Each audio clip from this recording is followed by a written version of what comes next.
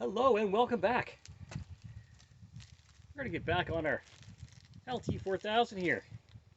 Hopefully this will save you some pain and suffering trying to fix your own machine. Ford tractor has no brakes. We got some of his carb issues sorted out. There's still more to sort out, but it's always good if your machine stops. So welcome back. Hope you enjoy watching. Join me as we go back and take the wheel off and have a look at those brakes and see what we can fix. Here we are back in the shop. We've got these nice caps on there and they should come off. I generally just heat them up with the heat gun a little bit and then peel them off easy.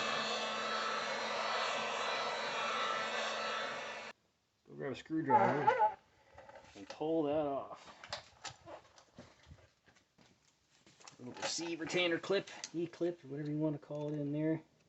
There's the other end of it. There's lots of grease in here from the last time I'd taken this apart. So it's nice and greasy, which means this wheel should just pull right off, which is going to be wonderful. This should mean that this should just slide right off. Look at that.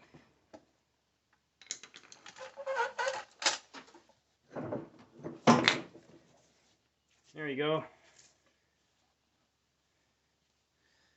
That gives us access to the brakes. Here we are underneath Mr. Tractor. So that's a 1/2-inch socket. To take this apart, so we got this bolt here, is fastener here. I loosen them up a hair. We'll pull this pin out of here in case we got to take this, drop this down.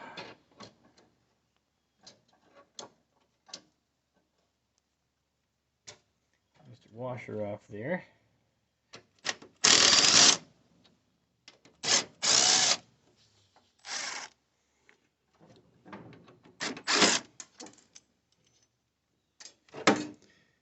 There we are. Now, there isn't much to all of this in here. So there's the assembly here, the outer assembly. There's an inner assembly as well. And all that's in here are these two pins that this actuator moves back and forth and pushes those pins in and out to make the brake puck go. As you see, there is no brake puck. So what we're missing in here is a small piece of plate that goes in here, a spacer, so to speak, that these pins push on. So you got to make sure these pins are all cleaned up, just like doing brakes on your car, basically. There ain't much to it. You can see there's a bend in this piece here. So we have to make a new spacer in there. I got a plan for that. And then there's the don't lose the key for the brake disc itself, the rotor. See, there's nothing left in there either, I don't think. So one puck goes in here, one puck goes in the other part. So there isn't much to it. You've got the whole thing disassembled. You pull this nut off of here. What that does, that allows us to get to the back side of this caliper, so to speak. Pull those two pins out and clean them all up. Little brake grease on it, so this comes off apart like that. This comes apart like that. Pop those two pins out. Now these pins may be frozen in there, so you may have to do a little bit of tapping in a vise or somewhere like that to pop those out. They might be all corroded in there. Now they're pretty chrome plated, like you can see, so you can take a little piece of Scotch-Brite and clean them all up. What I'm probably going to do is put them in the drill one at a time, one end at a time. Piece of Scotch-Brite and clean them up that way. Make sure they're nice and clean. We want all this stuff good, clean, and shiny. It's like doing brakes in the front end of your car. Cleanliness is the way to be. You want everything to be as clean and smooth, moving as possible. So when you put a bit of brake grease in there, everything will stay lubricated, stay working for longer periods of time, and to stay reliable. There we go. The pins are all clean. Give this guy a squirt with some brake clean inside there before we brush it off. So I got a wire brush here, I might do some of that.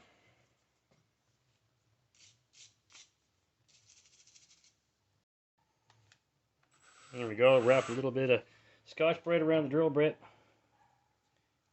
Force that in the hole. Now to clean them holes up just ducky.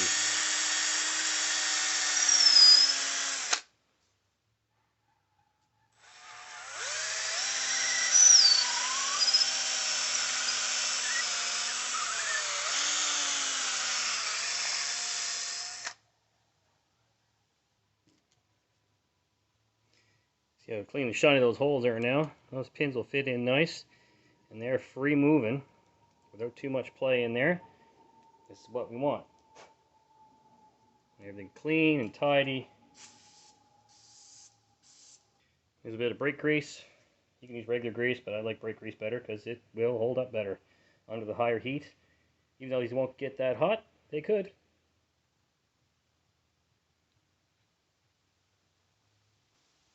And this goes in this orientation.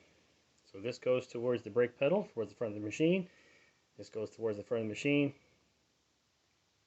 Mr. Washer on top.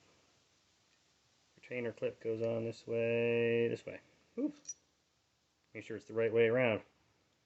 And then this nut goes here, nylock nut goes on top of that stud. And this is how we adjust the throw out of part of how that goes together. So we will adjust that with the socket later. Okay. So that's all together like that. Take a little bit of brake grease on these pins.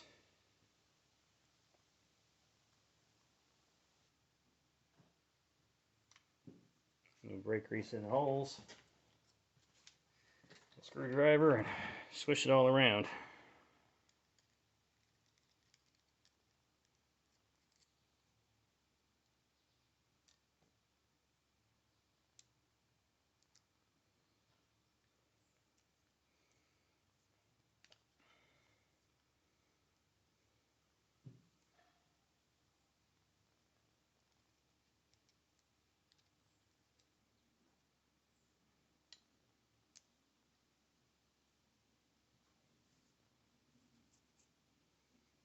We got a little spacer plate we made. Piece of metal.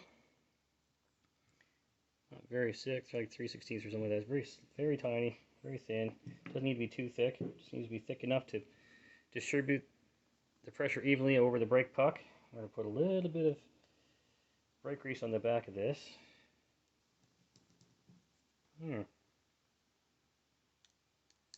Brake puck goes on there. Make sure there's no brake grease in the way. Everything's clean. Don't want any grease on those. Now you can see when you move this arm, that brake puck comes out. So we'll adjust this so it goes in there far enough. It doesn't push those out too far. We can adjust them later.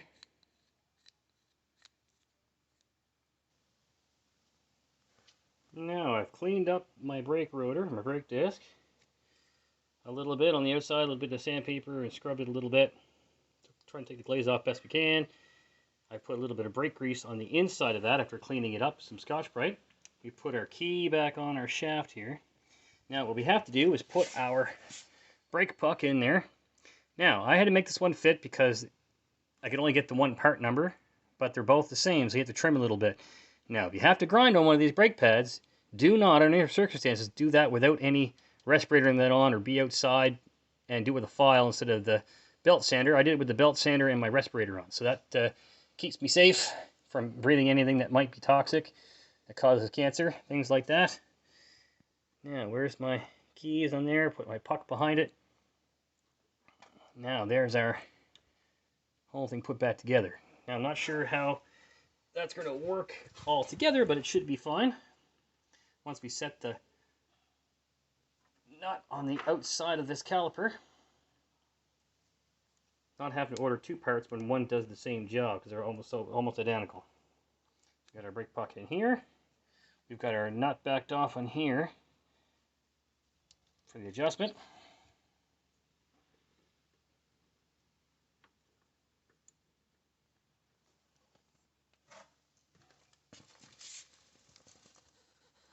Alright, so I went over the belt sander, and I took a little bit off,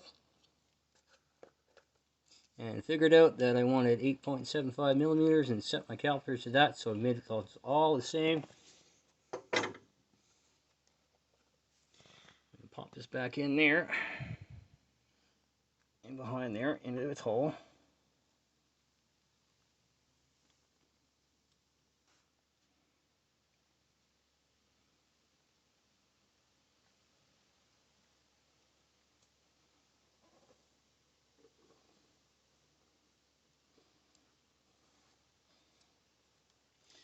Now let's see if that's enough.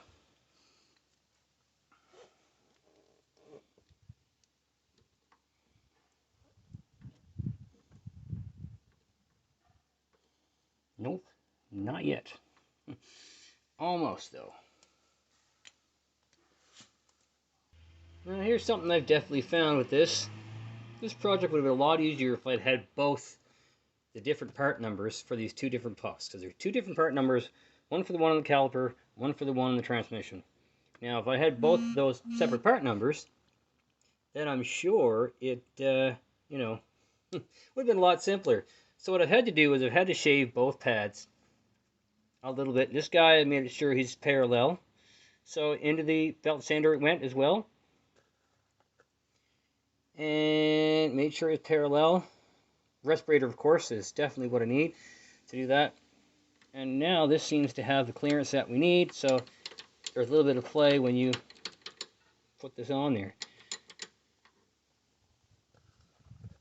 So just something to be aware of. These older machines, sometimes you have to make do with what parts you can get. And that's the name of the game these days. When things get older, sometimes parts get discontinued. We'll definitely have a look at the part numbers and see if the OEM is still available for both these different part numbers to save you from having to go through the trouble of sanding and things on these parts. And what I'm hoping is this is all adjusted properly on this guy here, because that's a pain in the butt. But if you have to do it, you have to do it. Here we go. Let's see here.